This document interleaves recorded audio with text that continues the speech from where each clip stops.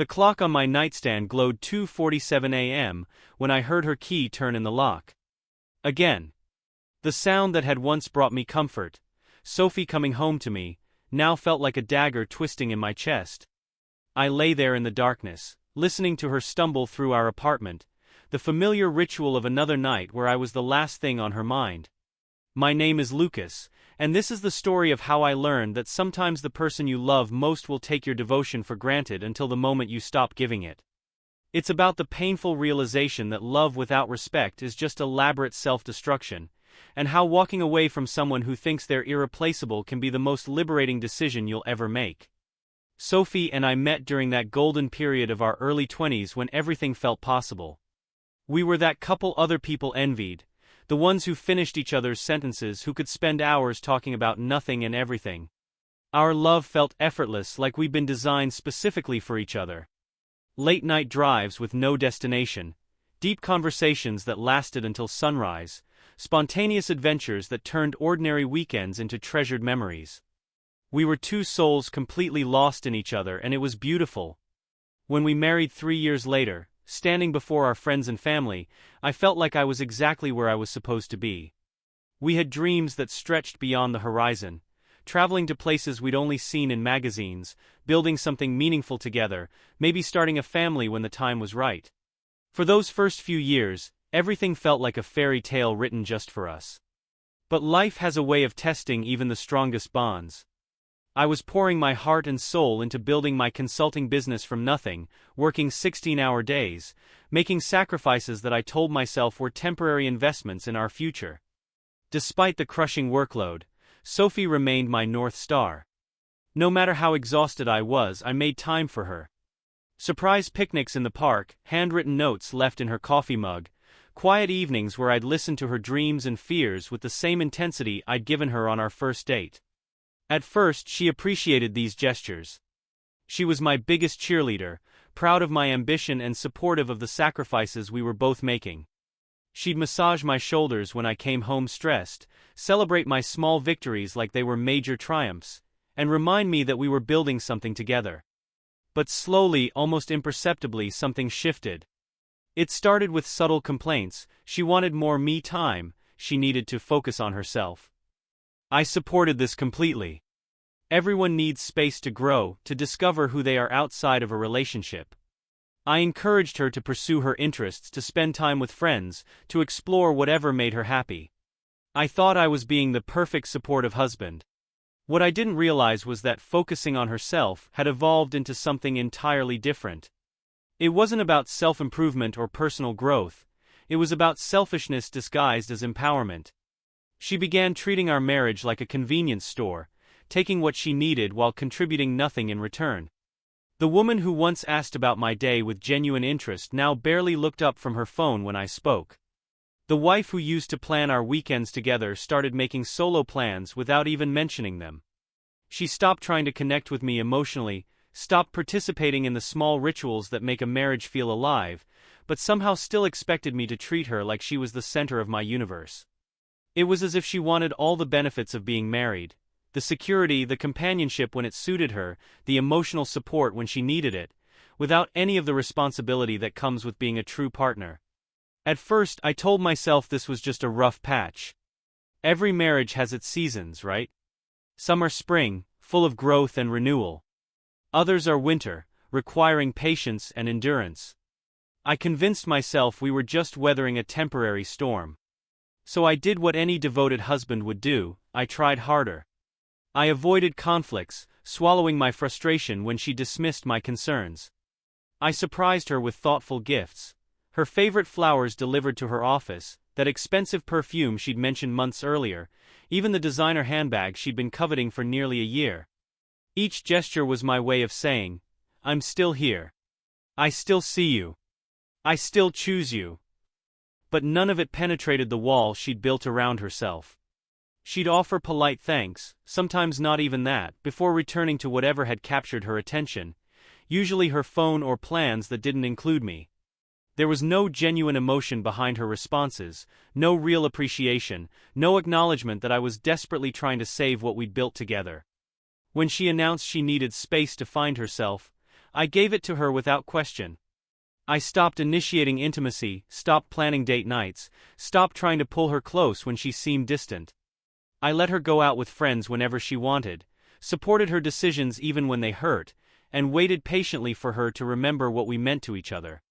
Months passed, and instead of finding herself, she seemed to lose any remaining connection to us. She became the main character in her own story, and I was relegated to a supporting role, useful when she needed something, invisible the rest of the time.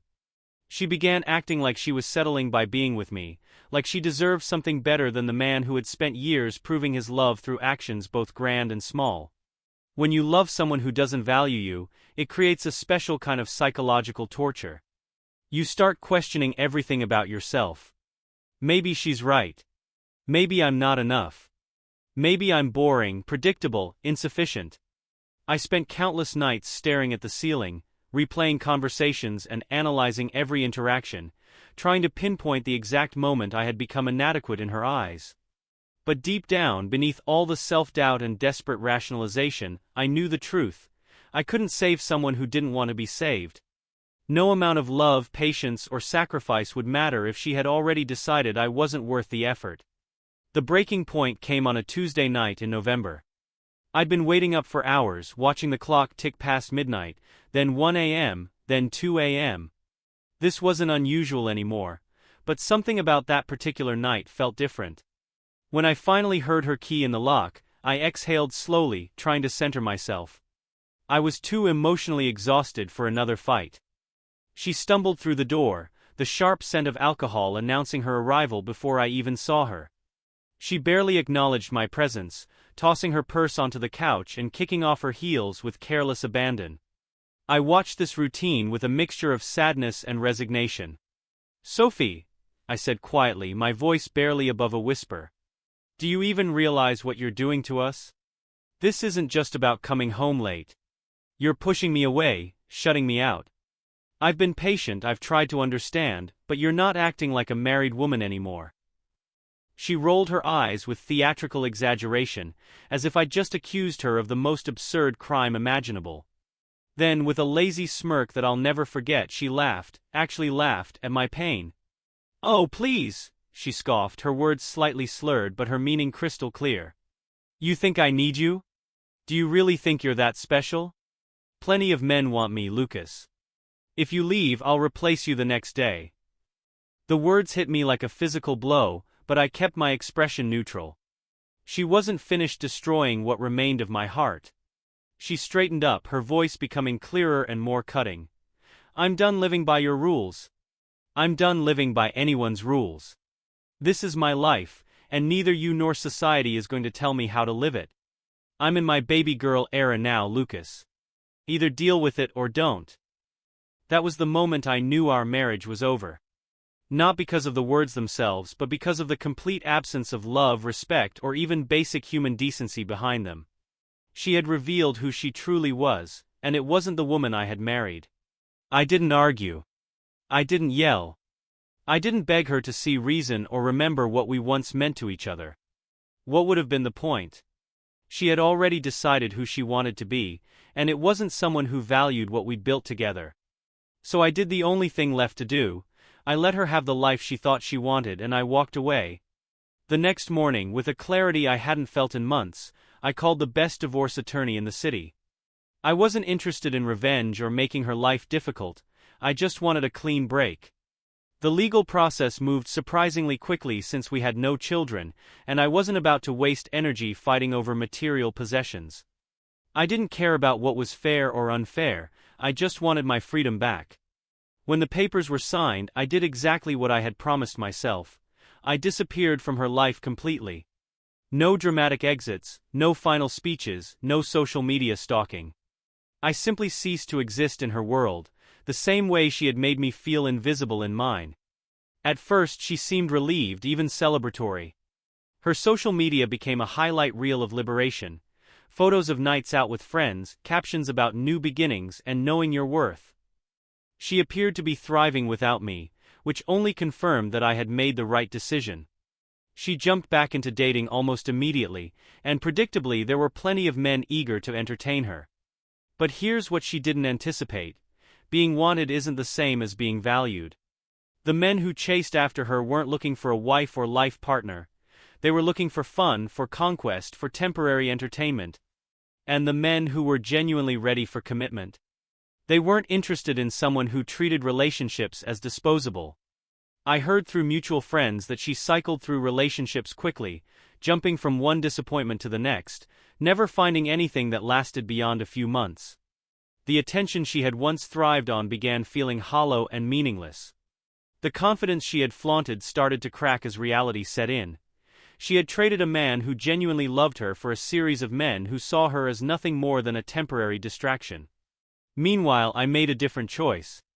Instead of immediately seeking someone to fill the void Sophie had left, I chose to focus on myself, really focus, not just say the words like she had. I threw myself into my business with renewed energy, no longer dividing my attention between work and trying to save a failing marriage. The results were remarkable. My consulting firm grew exponentially, attracting clients I had only dreamed of working with. Success became my validation, proving to myself that I was capable of building something meaningful. I also prioritized my physical and mental health in ways I had neglected for years. I joined a gym not just to look better but to feel strong again. I started eating better, sleeping better, and most importantly, I began therapy to process the psychological damage that months of emotional neglect had inflicted. The therapist helped me understand something crucial. I wasn't stupid for loving Sophie, and I wasn't weak for trying to save our marriage.